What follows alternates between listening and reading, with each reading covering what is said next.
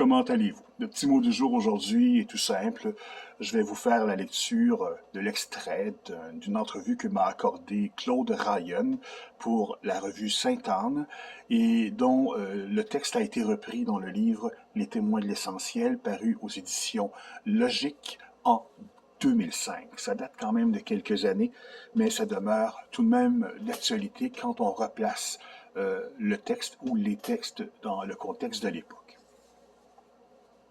La deuxième partie de ce texte s'appelle Foi et raison. Foi et raison, ou intelligence et foi, ne sont pas en opposition. L'une s'intègre à l'autre et chacune a son propre champ d'action. Cette complémentarité est très bien exprimée par le pape Jean-Paul II dans son encyclique Fides et Ratio paru le 15 octobre 1998 à l'occasion de son 20e anniversaire à la tête de l'Église. Le pape est clair, je le cite, « La foi n'intervient pas pour amoindrir l'autonomie de la raison. La foi affine le regard intérieur et permet à l'esprit de découvrir dans le déroulement des événements la présence agissante de la providence. » Il ajoute, « Dans leur monde respectif, Dieu et l'homme sont placés dans une relation unique. En Dieu réside l'origine de toute chose. En lui se trouve la plénitude du mystère. Et cela constitue sa gloire. À l'homme revient le devoir de rechercher la vérité par sa raison, et en cela consiste sa noblesse. » Fin de la citation de Claude Ryan. Foi et raison caractérisent Claude Ryan. Quand il parle du cardinal John Henry Newman, à qui il voue une grande admiration, il est possible de saisir des particularités de son âme et de son esprit. Je cite Ryan, il me disait, « Le message fondamental de Newman est le suivant. Premièrement, on a une vie extérieure, vêtue de telle manière, porte tel nom, telle profession, telle adresse. Et en même temps, on vit dans un univers spirituel invisible,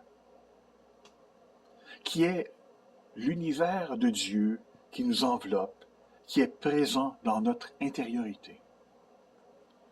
Dans cet univers intérieur, la présence de Dieu est fondamentale. Dieu est un maître vivant qui a créé l'univers, qui a son plan, qui a son intention.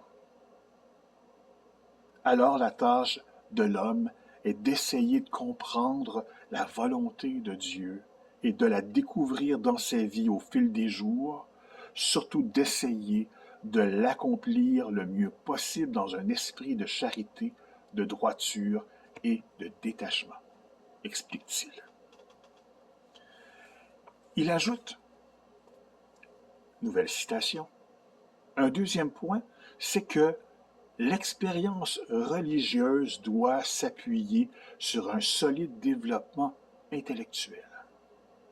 Si vous laissez l'expérience religieuse purement consister en des rites, des habitudes ou des choses reçues, sans faire un effort d'approfondissement personnel, vous risquez de devenir une sorte de répétiteur, de vous enfermer dans la routine et de voir votre vie religieuse s'étioler graduellement. Il faut continuellement chercher à approfondir sa foi. » Fin de la citation. Pour lui, pour Claude Ryan, le message chrétien a une forte teneur intellectuelle. Il a été la source d'œuvres magistrales de l'esprit. Mais il est d'abord un appel à la conversion du cœur et à un renouveau permanent de nos manières d'être, de penser et d'agir. Dans une prochaine capsule, je vous partagerai un autre extrait de cette entrevue que m'a accordée Claude Crayon et que vous pouvez retrouver dans le livre Les témoins de l'essentiel paru aux éditions Logiques en 2005. Salut, bonne journée, bonne réflexion.